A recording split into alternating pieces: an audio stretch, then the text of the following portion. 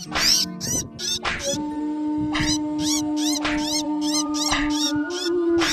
घने जंगल में टोनी अपनी बेटी टुनटुनी के साथ रहती थी। एक दिन टोनी की बहन की मौत लंबी बीमारी से हो जाती है। तब टोनी अपनी बहन के घर जाती है। माँ, मुझे छोड़कर तुम कहाँ चली गई माँ? मैं अब किसके सहारे रहूंगी माँ? अच्छा होता आप मुझे भी अपने साथ ले गई होती। बेटा, तू अकेली नहीं है। आज से मैं तेरी माँ हूँ। मैं तुझे अपने घर लेकर चलूंगी। टोनी चिंकी को लेकर अपने घर आती है। बेटा, तू किसी भी चीज की चिंता मत करना। यहाँ तेरी बहन टुनटुनी भी है। तुम दोनों साथ साथ रहना। मैं तुम्हारा दाखिला भी टुनटुनी के स्कूल में करा दूंगी। हाँ चिंकी, तुम चिंता मत करना। मैं टुनटुनी तुम्हारी बहन हूँ। आज से मैं भी तुम्हारा ध्यान रखूंगी। जल्द ही चिंकी पूरे घर में घुल मिल जाती है। टोनी टुनटुनी से ज्यादा चिंकी पर ध्यान देने लगती है। एक दिन टोनी किचन में खाना बना रही थी। माँ, खाने में क्या बनाया है? मुझे बहुत जोरों से भूख लगी है।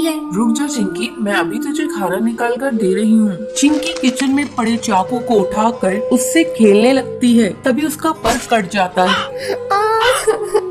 माँ, मेरा पर कट गया। चिंकी, तू भी ना बेटा चाकू लेकर क्यों खेल रही थी? रुक, मैं अभी तेरी मरहम पट्टी कर देती हूँ। थोड़ी देर बाद ये ले चिंकी, मैं तुझे अपने हाथों से खाना खिला देती हूँ। टोनी चिंकी को अपने हाथों से खाना खिलाने लगती है। तभी टुनटुनी वहाँ आती है। माँ, मुझे भी आपके हाथों से खाना खाना है। टुनटुनी, बच्ची नहीं है तू, अपने हाथ से भी खा सकती है। माँ, जब से चिंकी आई है तुमने मुझसे प्यार करना छोड़ दिया है। जाओ, मैं नहीं खाती, मुझे नहीं खाना। टुनटुनी, ये तू कैसी बातें कर रही है? चिंकी भी तो तेरी ही बहन है। तू देख नहीं रही इसकी चोट लग गई है। माँ, मुझे फालतू की बातें नहीं सुननी। मैं अपने कमरे में जा रही हूँ। गुस्से में टुनटुनी अपने कमरे में चली आती है और सोचने लगती है, जब से ये चिंकी की बच्ची इस घर में आई है, माँ उसी को प्यार कर रही है। आज चिंकी की वजह से मुझे डांट खानी पड़ी है। मैं इसे नहीं छोड़ूंगी, इसे सबक सिखाकर ही रहूंगी। अगले दिन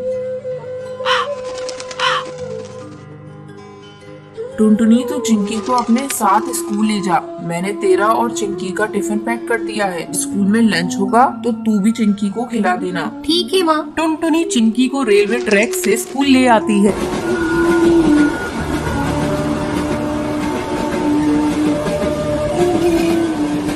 दीदी, तुम मुझे कहाँ से स्कूल ले जा रही हो? मुझे डर लग रहा है। चिंकी तो बेकार में डर रही है। मैं तो रोज इसी रास्ते से स्कूल जाती हूँ। तू मेरे पीछे पीछे आ। अचानक टुनटुनी का पैर पटरी में फंस जाता है। दीदी, क्या हुआ? चिंकी, मेरा पैर पटरी में फंस गया है और निकल नहीं रहा है। तभी ट्रेन की आवाज आती है। दीदी, लग रहा है ट्रेन आ रही है, जल्दी करो। चिंकी, मेरा पैर नहीं निकल रहा है। ऐसा लगता है जैसे मैं अब नहीं बचूंगी। मैं तुमसे बदला लेना चाहती थी, लेकिन देखो ना, मैं ही इसमें फंस गई। किसी तरह चिंकी टुनटुनी का पैर पटरी से निकालती है। चिंकी, मेरी बहन, अगर आज तू नहीं होती तो मैं इस दुनिया में नहीं रहती। उस दिन के बाद से टुनटुनी को एहसास हो जाता है और वो अपनी बहन चिंकी चिड़िया के साथ खुशी खुशी रहने लगती है।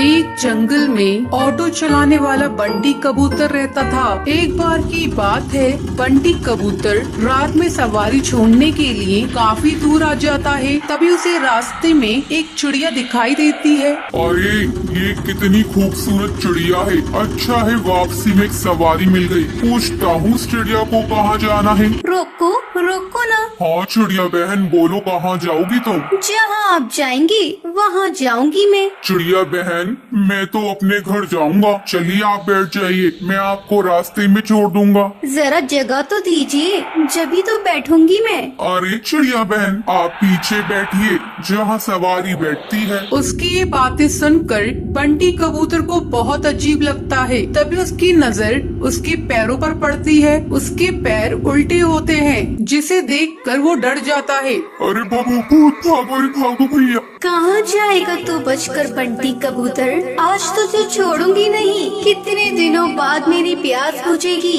इस रास्ते पर कोई आता भी नहीं था, अब तो आया है मेरा शिकार। तभी टूनी चिड़िया की आत्मा अपने असली रूप में आ जाती है। वो जोर जोर से हंसने लगती है। कभी वो गायब हो जाती, कभी सामने आ जाती। बंटी कबूतर डर के मारे तेजी से अपना ऑटो भगाता है। वो शीशे में देखता है आत्मा उसका पीछा नहीं कर रही है। वो जंगल के ऑटो स्टैंड पर अपना ऑटो रोकता है। वहीं उसका दोस्त कालू कौवा खड़ा होता है। क्या हुआ बंटी कबूतर, तू इतना घबराया हुआ क्यों है? बंटी कबूतर कालू कौवे को सारी बात बताता है। अरे पागल, इतना सुनहरा मौका हाथ से निकाल दिया तूने। उस चिड़िया की आत्मा का एक पंख तोड़ लेता, वो तेरी गुलाम बन जाती। अरे भाई माफ कर मुझे, मेरी जान बच गई, आज वो ही काफी है मेरे लिए। ये कहकर बंटी कबूतर वहाँ से चला जाता है। कालू कौवा अपने मन में सोचता है, ये तो डरपोक पागल है, इतना सुनहरा मौका गवा दिया। ये पूरे जंगल पे राज करता। चलो कोई नहीं, कल रात में उस जगह जाऊंगा और उस भूतिया चिड़िया का पंख तोड़कर ले आऊंगा। अगले दिन कालू कौवा अपना ऑटो लेकर उसी जंगल के रास्ते पर जाता है। वहाँ पर एक चिड़िया खड़ी होती है। रोको रोको ना, ऑटो रोको, मुझे जाना है। अरे भाई, लगता है ये वही चिड़िया की आत्मा है, इसका पंख तोड़ लूंगा। ये कहकर कालू को अपना ऑटो उसके सामने रोकता है और उसके पंख तोड़ने लगता है। अरे बेवकूफ कौवे बदमाश, तेरी हिम्मत कैसे हुई? तूने मेरे पंख तोड़ने की कोशिश की। रुक, तुझे भी बताती हूँ। टुनटुनी चिड़िया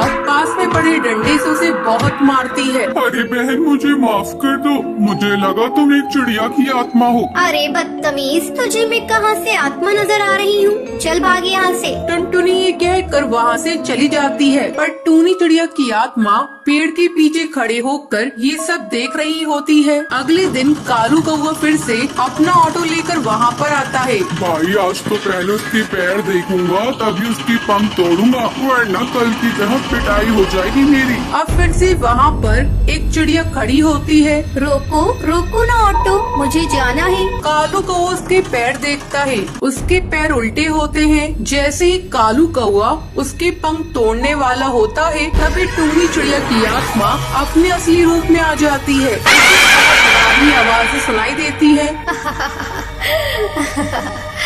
कालू कौवे मेरे पंख तोड़ेगा, ये ले तोड़ के दिखा। टूनी चिड़िया की आत्मा कभी उसके सामने आ जाती, कभी उसके पीछे। वो उसे बहुत मारती है। मुझे माफ कर दो चिड़िया की आत्मा, मैं आगे से कभी भी ऐसा नहीं करूँगा। मुझे जाने दो, मत मारो। क्यों छोड़ दूं तुझे? तो जैसे मन चले बदमाश पक्षियों को मारना ही तो मेरा लक्ष्य है। तुम जैसे लालची पक्षियों को जीने का कोई हक नहीं। तभी वहाँ पर बबलू कबूतर ऑटो में अपनी सवारी बिठाकर वहाँ से गुजर रहा होता है। अरे चिड़िया की आत्मा, छोड़ दो उसे, मैं तुमसे विनती करता हूँ। नहीं, मैं इसे नहीं छोड़ सकती। तुम जानते हो, एक बार ऐसे ही मैं इस जंगल से ऑटो में जा रही थी। उस ऑटो वाले ने मेरा सामान लूट कर मुझे जान से मार दिया। जब से जो भी मुझे लालची पक्षी दिखाई देता है, मैं उसे जान से मार देती हूँ।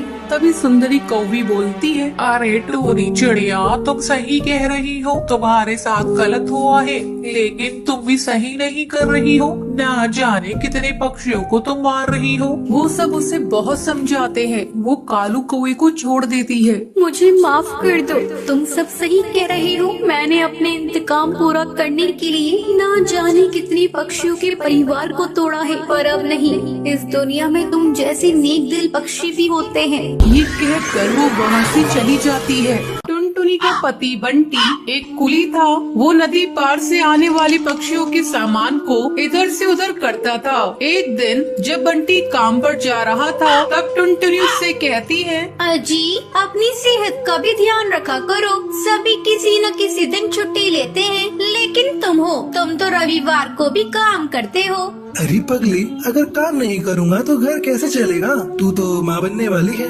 बच्चों का खर्चा बढ़ेगा। अगर काम नहीं करूँगा तो अपने बच्चों को अच्छी जिंदगी कैसे दूंगा?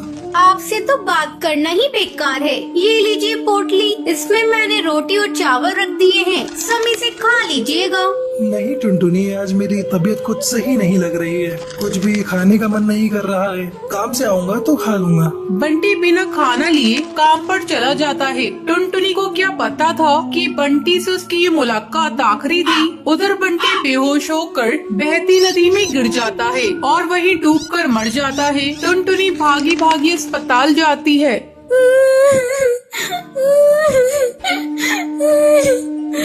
बंटी, ये क्या हो गया?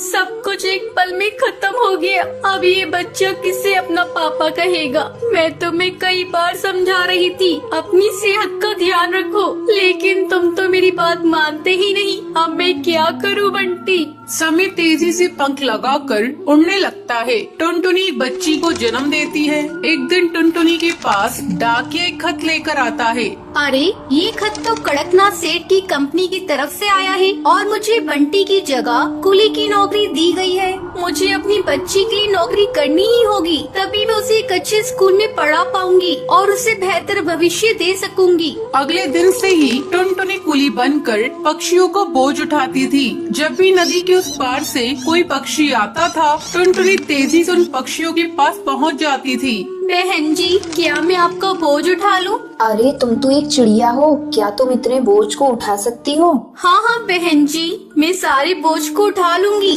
बहन जी, मैंने अपनी जिंदगी में इतना बोझ उठा लिए है, ये बोझ तो उसके आगे कुछ नहीं है। क्यों, क्या हुआ? और तुम ये तुम्हारी बेटी को साथ में लेकर क्यों घूम रही हो? तुम्हारे पति कहाँ हैं? वो नहीं कमाते हैं क्या? क्या करिएगा बहन जी, मेरी दुख भरी कहानी सुनकर रोज इस नदी किनारे पे कई पक्षी आते हैं और मेरी दुख भरी कहानी सुनते हैं, लेकिन कोई मेरी मदद नहीं करता। अरे तुम मुझे तो बताओ, मैं तुम्हारी जरूर मदद करूंगी। क्या बताऊं बहन जी, मेरे पति की मौत इसी नदी में डूबकर हो गई थी। उसके बाद से मैं यहाँ कुली की नौकरी कर रही हूँ। देखो टुनटुनी, जब तुम्हारी बेटी थोड़ी बड़ी हो जाएगी तो उसको मेरे स्कूल में डाल देना। मैं उसे पढ़ा लिखा कर एक अफसर बनाऊंगी। मैं तुम्हें अपना पता दे देती हूँ। वो बुलबुल चिड़िया टुनटुनी को अपना पता दे देती है। इसी तरह कई साल गुजर जाते हैं। एक दिन जब टुनटुनी अपना घर साफ कर रही थी, तभी उसे उस बुलबुल का दिया हुआ पता मिलता है। अरे, ये पता तो वही है जो मैडम जी ने मुझे नदी किनारे पर दिया था।